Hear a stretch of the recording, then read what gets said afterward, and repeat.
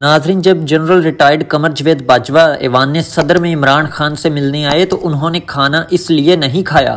کہ ان کی اہلیہ عمران خان صاحب کی اہلیہ نے کھانے پر جادو ٹونا کیا ہوا تھا۔ جنرل باجوہ ڈرتے تھے کہیں یہ کھانا کھانے سے مجھے کچھ ہو نہ جائے۔ سینئر اینکر پرسن اور تجزیہ کار سلیم صافی لکھتے ہیں کہ گزشتہ روز جاوید چودھری صاحب نے اپنے کالم میں عمران خان اور سابق army chief general Qamar Javed Bajwa کی ایوان صدر میں خفیہ ملاقات کی رویداد شائع کی، جس پر ایک بار پھر اس موضوع پر بحث گرم ہوئی۔ ایک ٹی وی انٹرویو میں عمران خان کے chief of staff Shibli Faraz نے اس حوالے سے غلط بیانی سے کام لیا اور حسب عادت جھوٹ بولا کہ یہ ملاقات قمر جاوید باجوہ کی خواہش پر ہوئی، حالانکہ جب وہ ایوان صدر جا رہے تھے تو انہیں عمران خان یا کسی اور نے بتایا تک نہیں تھا کہ وہ کس سے ملنے جا رہے ہیں، اور پھر وہ خود بتا رہے ہیں کہ انہیں میٹنگ میں بیٹھنے دیا گیا اور نہ نکلنے کے بعد عمران خان نے انہیں کوئی تفصیل بتائی۔ انہوں نے آدھا سچ بتایا کہ عمران خان نے کھانا نہیں کھایا، لیکن یہ نہیں بتایا کہ غصے یا جادو ٹونے کے خوف سے جنرل باجوہ نے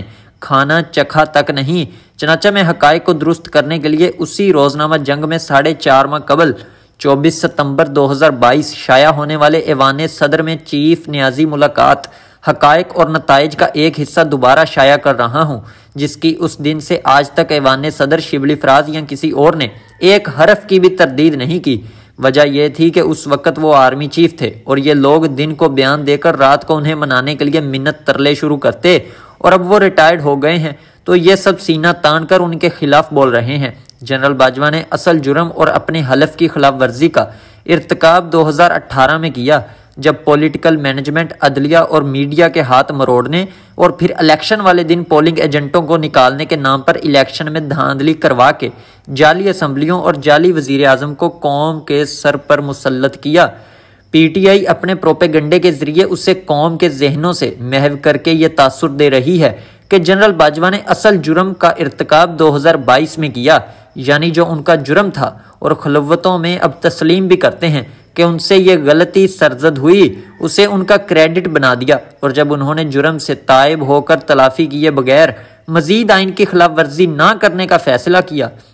تو ان سے ان کا جرم بنا دیا گیا اور انہیں طرح طرح کے القابات سے پکارا گیا۔ حالانکہ ان القابات سے انہیں نواز شریف زرداری، اسفند یارولی خان، سراج الحق، خالد مقبول صدیقی، محمود اچکزئی اور اختر مینگل وغیرہ کو پکارنا چاہیے تھا۔ ان کا اگر کبھی محاسبہ ہو تو 2018 کے کردار 2022 کی نہیں بلکہ 2022 کے ذیلی اداروں کے کردار کا نتیجہ ہے۔ اپنے 24 ستمبر 2022 ایوان صدر میں چیف نیازی ملاقات حقائق اور نتائج کے زیر عنوان کالم میں میں نے لکھا تھا کہ حقیقت یہ ہے کہ حکومت سے نکالے جانے کے بعد شاید ہی کوئی روز ایسا گزرا جب نیازی صاحب یا ان کے کسی نمائندے نے کسی نہ کسی چینل سے آرمی چیف یا D G I S I کا منت ترلا نہ کیا ہو۔ ان کا یہی مطالبہ رہا کہ وہ ماضی کی طرح انہیں گود لے کر موجودہ حکومت کو رخصت کر کے دوبارہ انتخابات کروا دیں، تو وہ سب کچھ کرنے کو تیار ہیں۔ ان رابطوں کے دوران انہوں نے جنرل قمر جاوید باجوہ کو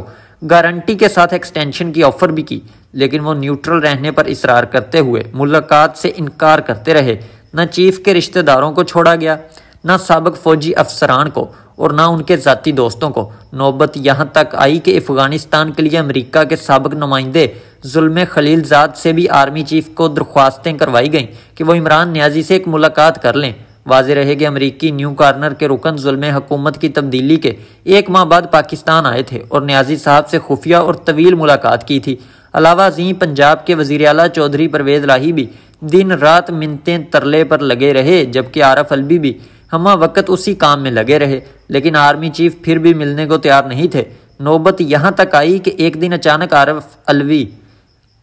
عارف الوی آرمی چیف کے گھر جا پہنچے اور کافی دیر تک منت ترلا کر کے انہیں اپنے گھر یعنی ایوان صدر میں اپنے لیڈر عمران خان سے ملاقات پر آمادہ کیا۔ چنانچہ نیازی صاحب سے شدید مایوسی اور دکھی جنرل قمر جاوید باجوہ وزیر اعظم شہباز شریف کو مطلع کر کے اس ملاقات کے لیے ایوان صدر گئے۔ حسب عادت عمران نیازی نے ان سے درخواست کی کہ وہ ایم کیو ایم اور باپ پارٹی کو الگ کروا کے موجودہ حکومت ختم کر دیں اور فوری انتخابات کروا دیں۔ جواب میں انہیں بتایا گیا کہ پہلے ہی پی ٹی آئی کے لیے غیر آئینی کردار ادا کرنے کی وجہ سے فوج بہت بدنام ہوئی ہے اور وہ دوبارہ یہ غلطی نہیں کر سکتی۔ ان کے سامنے اعداد و شمار رکھ کر بتایا گیا کہ اگر وہ اقتدار میں رہتے تو جون تک ملک ڈیفالٹ کر جاتا، جبکہ امریکی سازش کے جھوٹے بیانیے سے بھی انہوں نے ملک کو ناقابل تلافی نقصان پہنچایا۔ عمران نیازی اسرار اور عارف علوی وغیرہ بیچ بچاؤ یا منت ترلا کرتے رہے تو جواب میں انہیں بتایا گیا کہ ان کی تمام احسان فراموشیوں اور فوج میں تقسیم کی کوشش کے باوجود